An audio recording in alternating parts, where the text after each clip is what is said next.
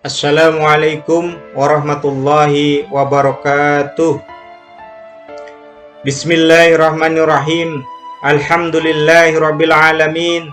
Wassalatu wassalamu ala asrofil anbiya'i wal mursalin Sayyidina wa maulana Muhammadin wa ala alihi wa ashabihi mujahidin naftahirin.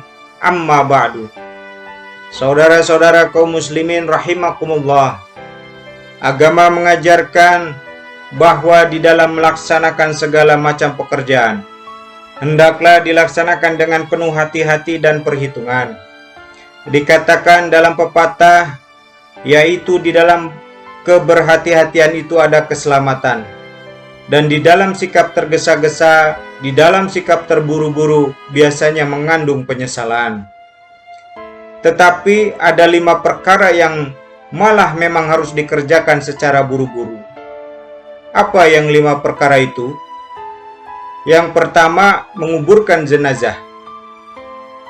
Yang kedua, yang harus dikerjakan dengan segera ialah mengawinkan anak perempuan apabila kita mempunyai anak perempuan sudah sampai usianya untuk memasuki ambang pintu pernikahan dan dia sudah minta untuk dinikahkan, maka segeralah orang tua menikahkannya. Yang ketiga, yang harus dikerjakan dengan segera dan buru-buru ialah membayar hutang. Keempat, yang harus disegerakan ialah menghidangkan makanan kepada musafir yang kebetulan menjadi tamu di rumah kita. Dan yang kelima, harus dilakukan dengan buru-buru, yaitu segera bertobat apabila mengerjakan perbuatan dosa. Yang kelima inilah yang akan kita bicarakan pada pertemuan kita kali ini, yaitu tentang taubat kepada Allah Subhanahu wa Ta'ala. Taubat berasal dari kata-kata ta'ba yatubbu yang isim masdarnya adalah taubatan. Artinya sama dengan raja'a yarji'u adda ya'uddu, pulang atau kembali. Bertobat maksudnya kembali dari yang dilarang oleh Allah. Kalau dalam perjalanan hidup ini kita suka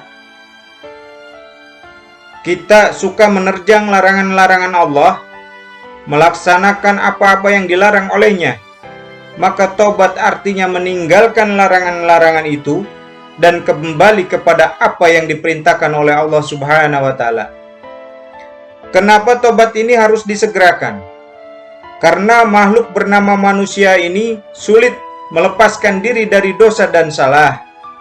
Nabi bersabda, "Kullu bani adama khata'un wa khairul khata'ina tawabun." Setiap anak Adam, yakni setiap manusia, pasti mempunyai dosa dan kesalahan, dan sebaik-baik orang yang mempunyai dosa dan kesalahan ialah orang yang segera bertaubat. Dengan kata lain, orang yang baik sesungguhnya bukanlah orang yang tidak punya salah, karena tidak ada orangnya yang tidak punya salah. Tetapi orang yang baik adalah orang yang apabila melakukan kesalahan dia segera sadar, dijadikannya kesalahan itu sebagai pelajaran untuk tidak diulanginya lagi pada masa-masa yang akan datang. Inilah yang digambarkan oleh Allah Subhanahu wa Ta'ala dalam surah Al-Imran ayat 135.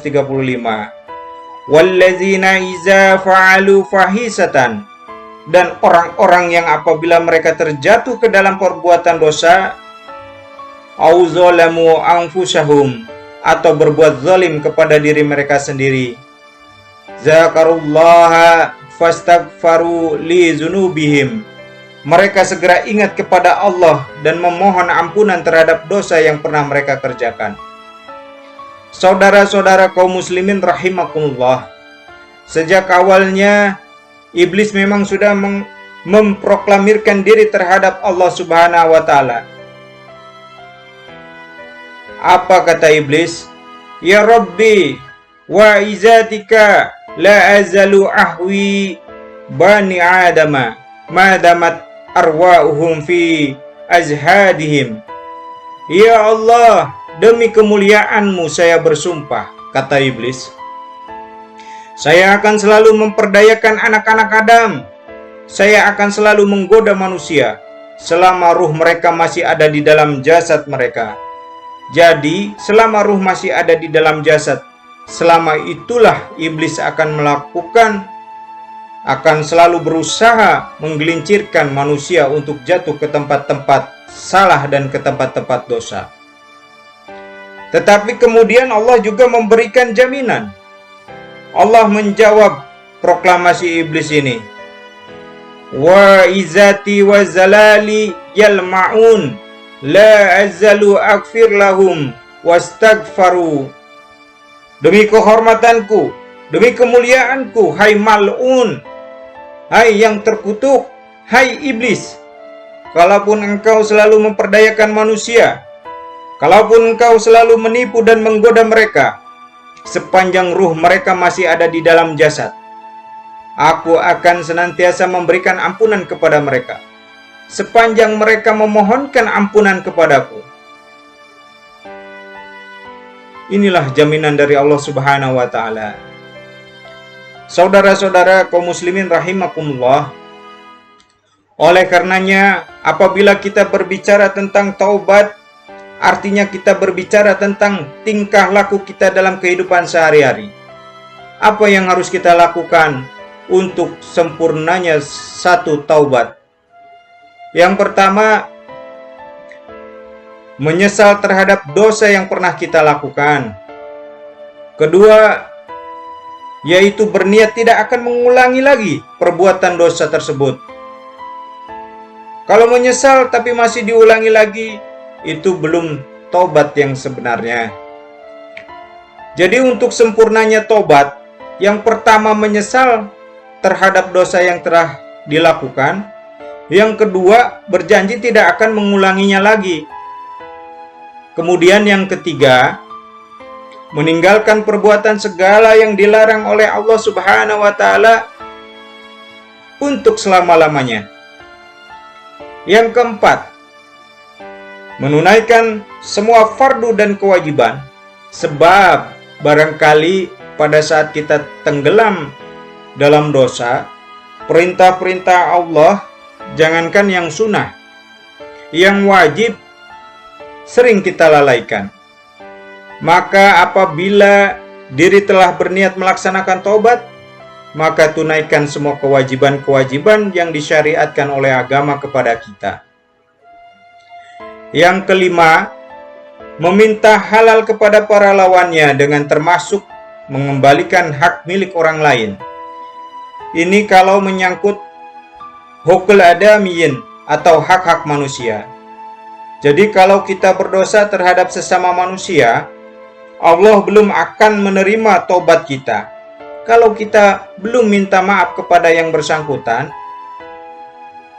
Adapun kalau kita sudah minta maaf, tapi yang bersangkutan tidak mau memberi maaf, itu urusan dia kepada Allah. Urusan kita adalah meminta maaf kepada yang bersangkutan. Hal yang keenam, mendidik atau melatih diri untuk bertaat kepada Allah sebagaimana kita dulunya telah melatih diri memperturutkan diri untuk berbuat durhaka. Lalu memperbaiki yang dimakan dan yang diminum. Itu juga merupakan ciri dari orang-orang yang melaksanakan tobat kepada Allah Subhanahu wa Ta'ala. Kemudian apa lagi? Memperbanyak istighfar di dalam kehidupan. Disabdakan oleh Nabi besar Muhammad SAW yang artinya, sesungguhnya segala macam penyakit tentu ada obatnya, dan obat dari segala macam dosa adalah istighfar.